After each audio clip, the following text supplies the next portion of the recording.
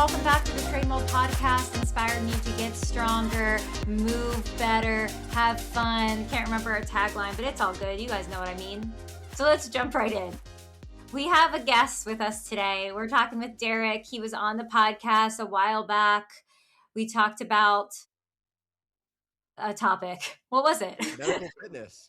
Medical fitness, and then Medical we did the round fitness. robin with a bunch of us. Yeah, that's right. Okay, so go back and listen to those episodes if you haven't. Those were great episodes, and we haven't had a guest on with us for a while, so this is exciting. And today we're going to talk about something that's near and dear to my heart, which is the absurdity of some of the fitness marketing you're going to see out there. We've touched on this here and there over the course of the year and a half that we've been doing this podcast. But there is a phrase going around right now, trending right now, if you will, on social that I'm seeing everywhere, and it truly makes my skin crawl. It's basically this: give me 30 days and you'll be unrecognizable. Give me 60 days and you'll be unrecognizable. I'm just like, excuse me? So I want to dive deep. I want to unpack this for people and why this is the phrase. If you hear it, run the other direction. They're over-promising, under-delivering. And the thing I also want to unpack is, why do you want to be unrecognizable? You know, why is that the goal? All right. So let's hear some thoughts. Anyone? Joey? Derek? Yeah, Derek, you jump in with this one because you brought up some good context before the call. Yeah, I mean, obviously, I think the first thing is it is predatory on insecurities, which unfortunately a lot of the gym industry does thrive on. But realistically, when we're looking at our body changing, it takes way more time than 30 days. Like, for those who don't know, like, healthy weight loss, the max is like 2 pounds a week. Realistically, for trainers who are being honest with you, we're shooting for 1 to 1.5 pounds a week. So we're talking 30 days, we're talking about 4 weeks, we're talking about 4 to 5 pounds a month. You're going to feel a lot better and you're going to start noticing it, but you're not going to be unrecognizable. Like, it's not going to be a huge transformation. And honestly, anyone promising more is literally just trying to sell you something. Like, you become more of a product than someone who's actually wanting to work with you. You know what this makes me think of? Is like other marketing schemes that are like, give me 45 days and you'll make $1 million. You know, it's like, it's Derek, what you said there is like, it preys on the poor novice beginner out there. And it's a tagline to sell. And guess what doesn't sell, Darian and Derek? Consistency. Like, that's not sexy. Like, I tell people, give me a year. Give me a year. I'm more set on the habit than anything else than seeing the actual change. Because once the habit's in place, it's second nature. It's automatic. Yeah, I think part of, I mean, there is so much wrong with this. Like, one, literally what you guys said is, it's just simply not possible unless the plan is you go to a plastic surgeon and you undergo like true plastic surgery transformation. Otherwise, you're not going to be unrecognizable. So that's one issue. It's just literally not true. The other issue is what Derek said, which it is preying on people's deepest insecurities. It's not even just beginners, because especially as a female in this world, and everything is about beauty standards. I have been in the fitness industry, have been working out, like intentionally working out for 20 years. And I know that is not true, that it is not possible. And I hear that and something in me gets sparked. Something in me goes, wait, what do they have that what do they know that I don't know? It is clickbait. It is truly just clickbait. And here's the thing, and Joey and I were talking about this the other day. There is nothing special or magical about that person's program, because you could only move the knee only moves one way, everyone. That's it. The knee only moves one way. Your shoulder, it's never going to move a special way that it doesn't already move. There's only so many ways that you can move the body and structures that you can have. And there's 1,000 different things that will quote unquote work. And it's really just about committing to a plan, not what is the actual plan. So when people are hearing this, like I'm wondering, like, what do you guys want them to actually be thinking if they're like critically thinking about this and thinking about what they want out of a fitness plan? Yeah, I want to jump on. I want to take one step back though, because there is one thing I do want to like kind of caveat for people too.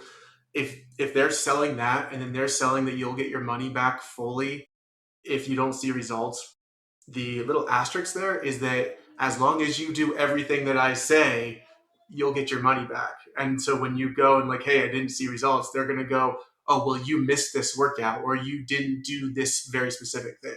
So that's also a trap that goes right along with this to kind of be careful of as well. Yeah, so solid. Just to like highlight that point even more, even if it's not about get your money back, it will always be your fault. When it doesn't work, it will always be your fault. It will never be the trainer's fault. It will never be the plan's fault.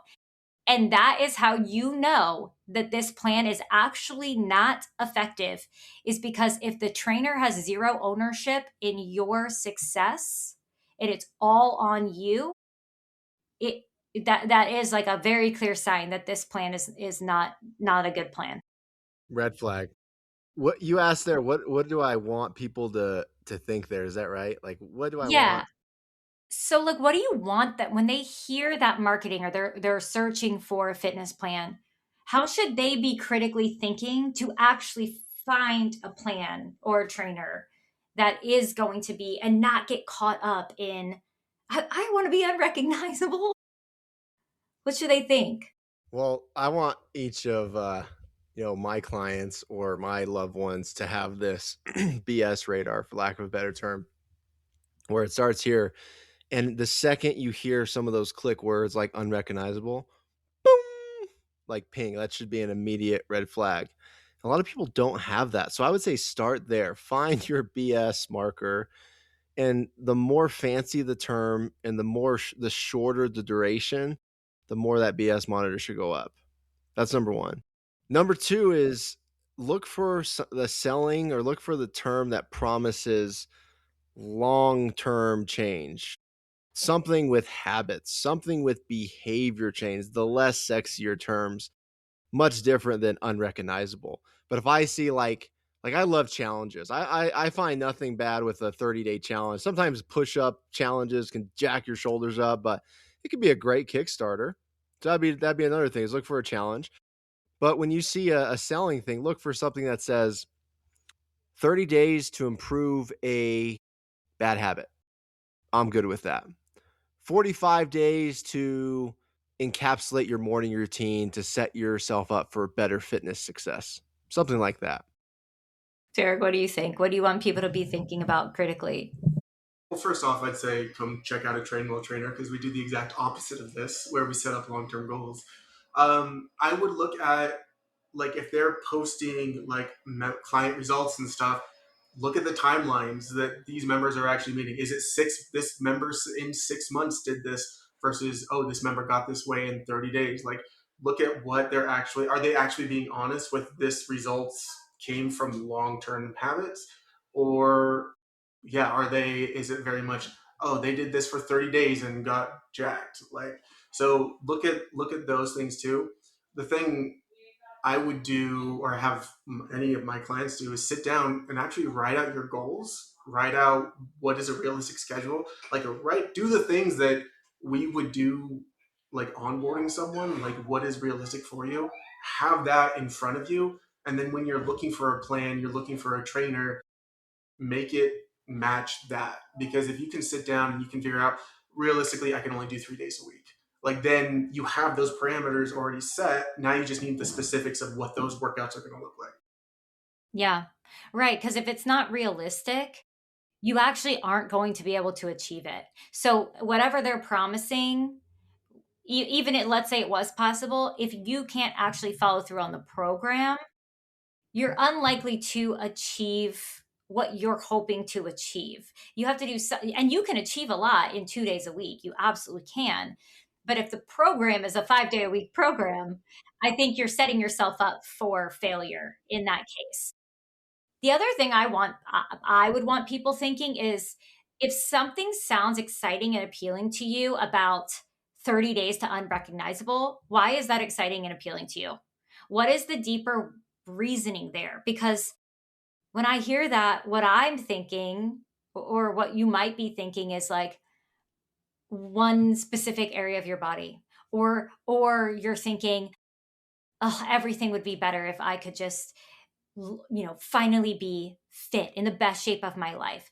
And unpack that for yourself. Get to the deep reasoning for yourself about why something like that sounds so appealing for you. Because once you know what you truly want, then you can actually find a plan that is going to work in your lifestyle. Like, I really think it requires deep reflection. And I've said this before, that any issue you're having with your aesthetics is a mind game. Because you can change your look, but if you don't change your mind, you always are. What is that saying about you? You are where you are. Your problems will follow you no matter where you are. Whatever issue you're having is going to be your issue, whether you're in a smaller body or a more jacked body or a whatever body you have. If you don't address the mental aspect and emotional aspect of it, it will follow you everywhere.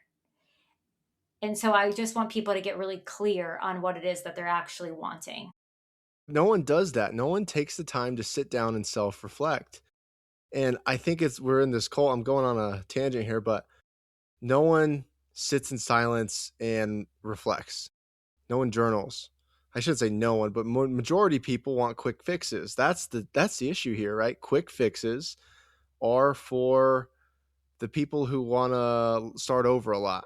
Quick fixes are for, unrealistic goals, unrealistic programs, whatever you want to say.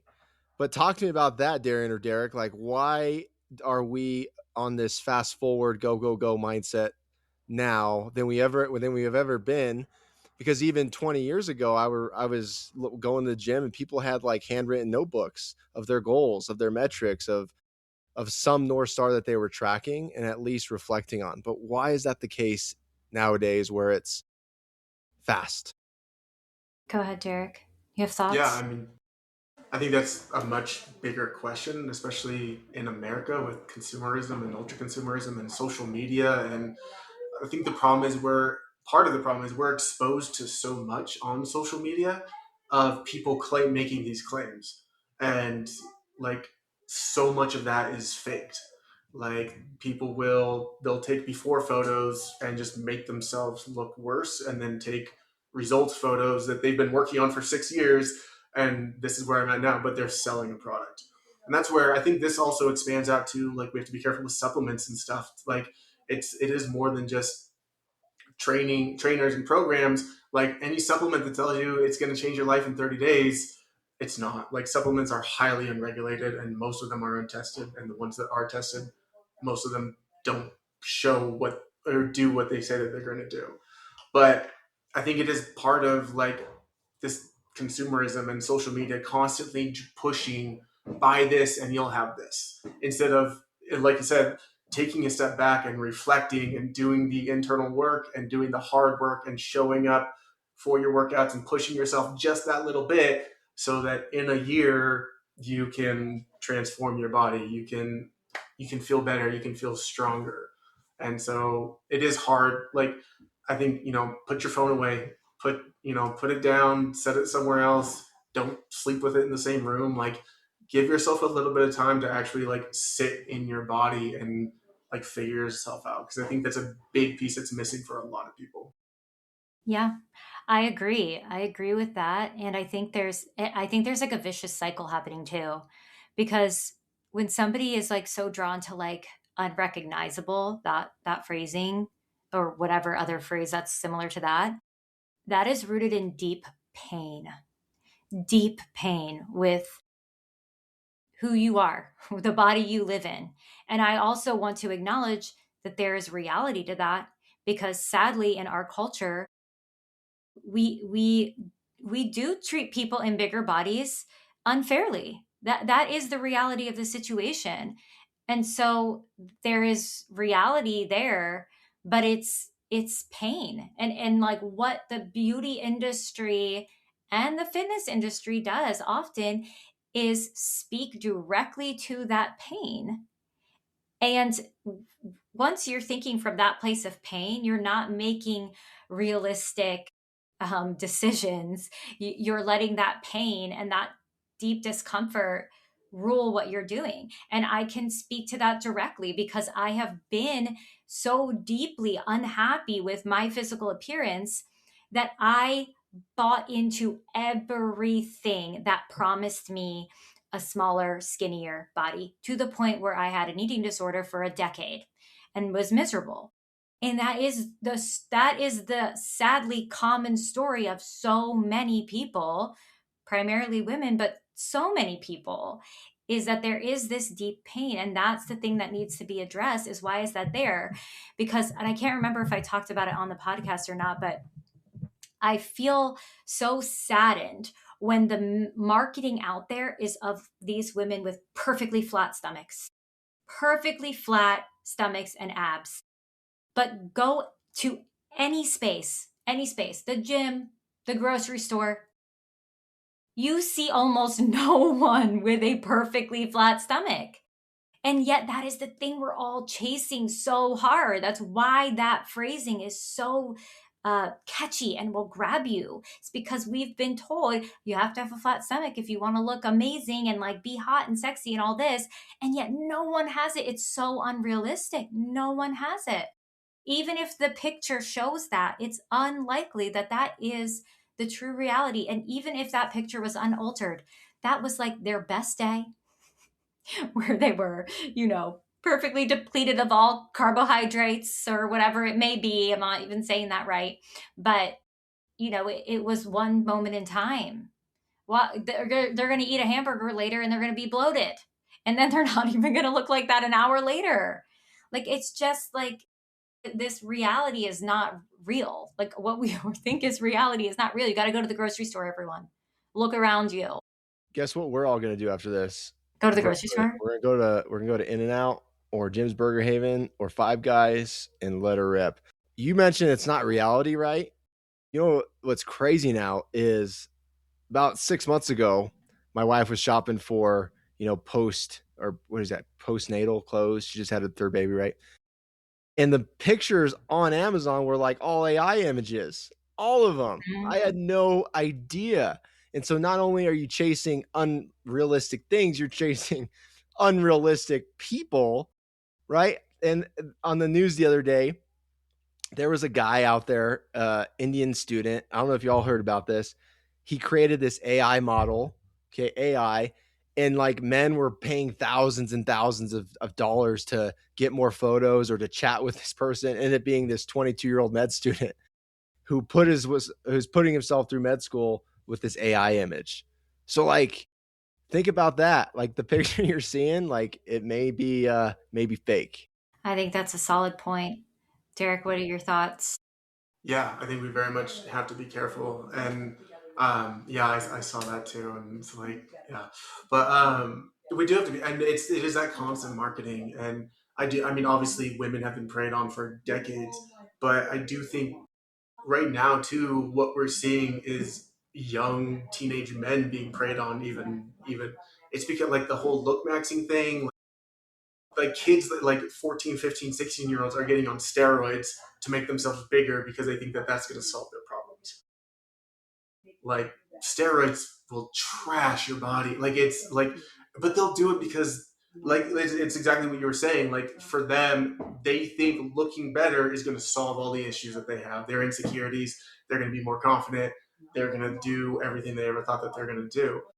And it's this really nasty cycle of, oh no, I don't care if I'm going to die at 30 because I look great right now. And it's just tearing them up. And it's really sad to see because, I mean, I dealt with body insecurity issues as a teenager too.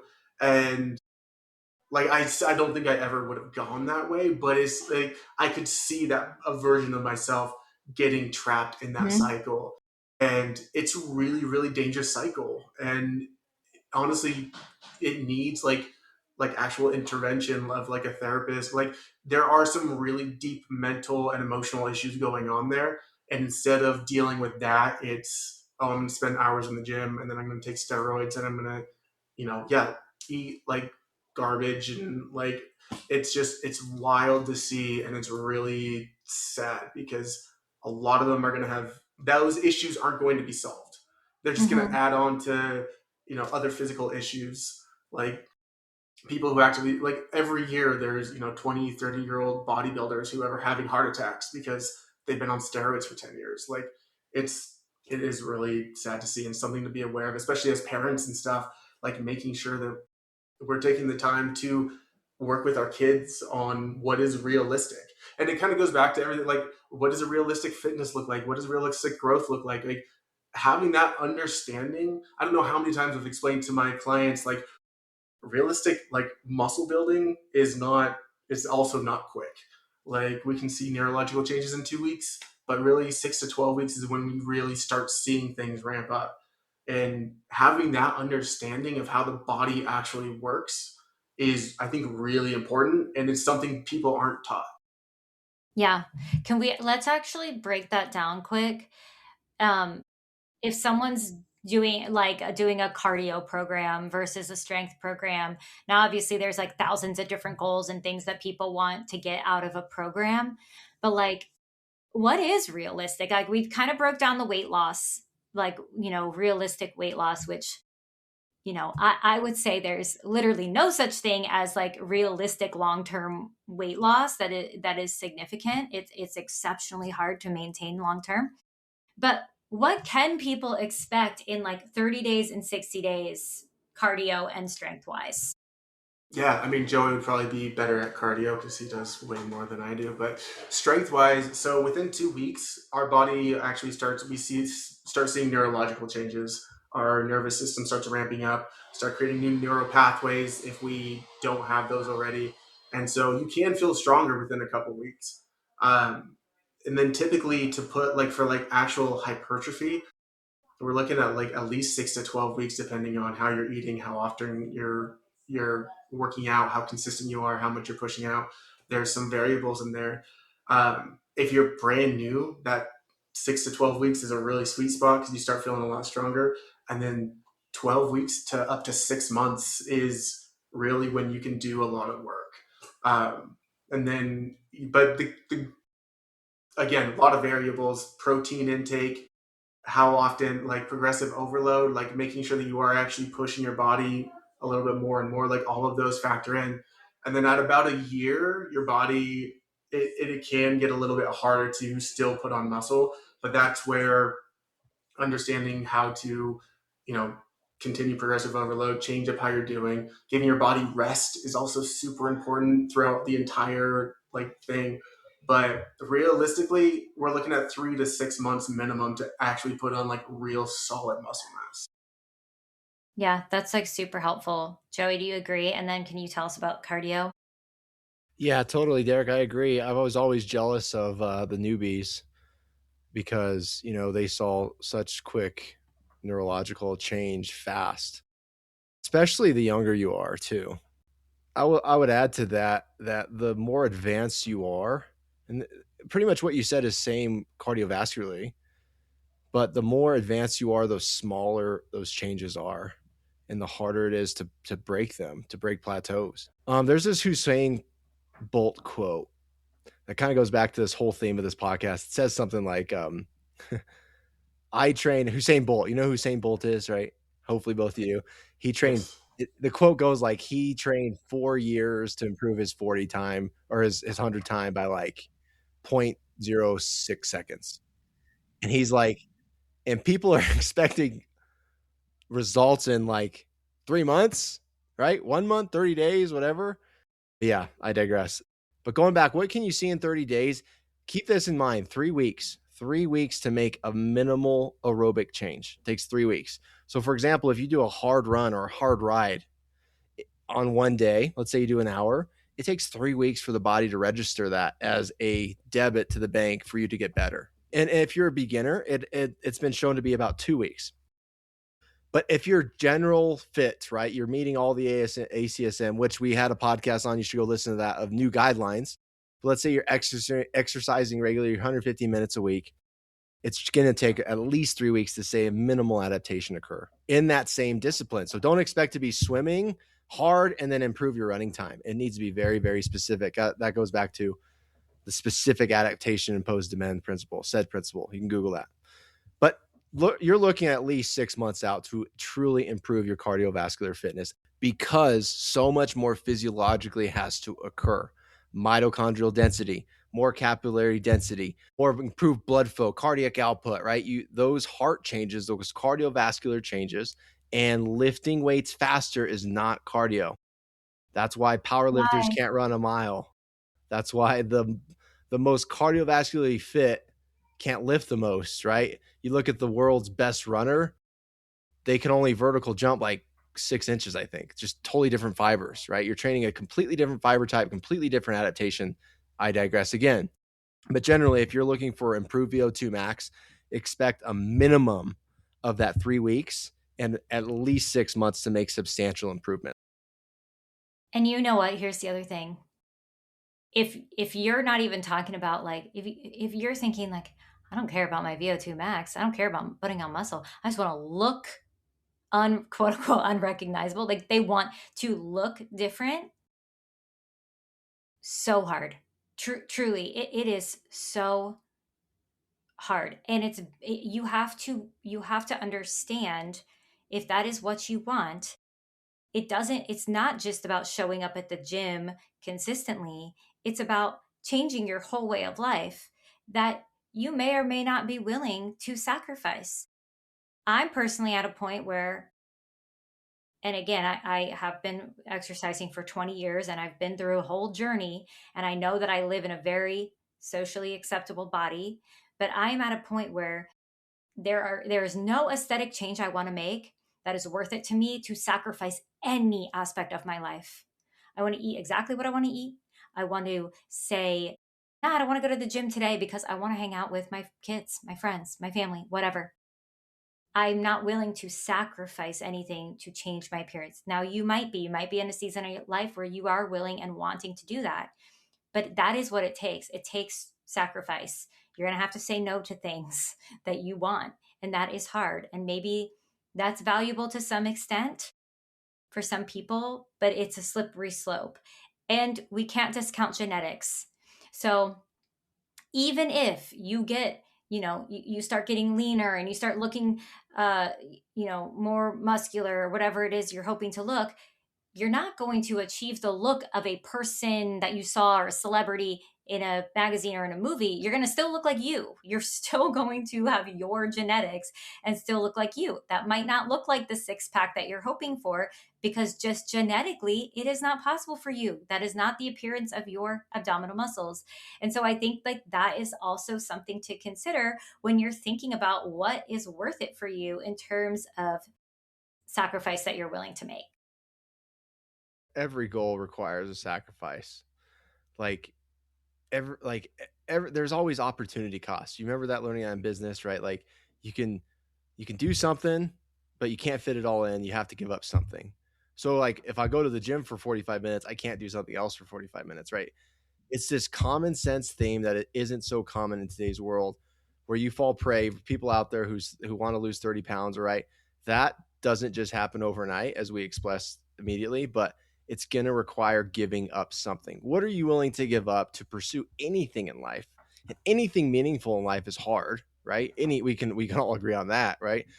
So counts what you're willing to sacrifice, just like Darian said, before you choose to set path on that goal. Final thoughts, anyone? Yeah. No, I think this is really, and yeah, I'm in the same boat. I'm not going to sacrifice time with my kids. Like I sacrifice my workouts because my kids want to work out. And so really, I think when it comes down to it, is if anything, sit down and do a little bit of self-reflection on what are your goals, what do they actually mean to you, and why. Is it really about weight loss? Is it really about something deeper than that? Is it about I have this insecurity and that's really what I need to work on? And obviously you should be doing something, some sort of strength training, some sort of light cardio, like for health reasons, because again, with kids, you can shift to mindset to longevity. I want to be around forever. I want to, play with my grandkids. I want to be able to get on the floor. But figure out what is actually meaningful for you. And if there's a gap between the person that you are right now and the person that you want to be, figure out how to fill that gap.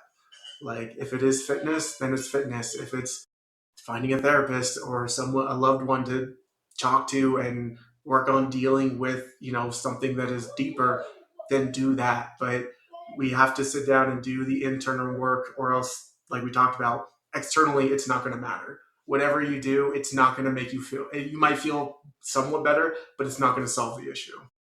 Yeah, I agree. So when you're looking for a program, if fitness is the thing, no thrills. Go the way of no thrills. No crazy promises. If you decide Trainwell's for you, if that's something you want to investigate, you can click the link in our bio. When you decide Trainwell's for you. When you decide Trainwell's for you. But look, our coaches are going to be real with you. If your coach is not real with you, that may be not the right coach for you. You want your coach to say maybe the thing that you don't want to hear, which is, hey, this is going to be hard. Here's what this goal will take from you. If they're willing to tell you that, that's probably a good coach. If they're going to be like, yeah, you got it, man. If they're just going to like take the order and say, here's the promise, then I don't know, maybe consider a second opinion, investigate some more. I agree. If you come in with an unrealistic goal and they're like, that's not realistic, let's set a realistic goal, maybe it's time to consider whether this is the right person for you. For sure. As you all were giving your closing thoughts, I thought of two quick quotes or sayings, I guess. These are Joeyisms. Progress is not dramatic day in, day out. That's why most people miss it. And consistency isn't sexy until it starts working. I'll leave you with that. Thank you all so much for listening. We love you, listeners. Check the show notes to get your 2 weeks free, FREE, capitals, FREE, all caps, baby, to check out 2 weeks free with us. Get matched with your own personal trainer. Bye.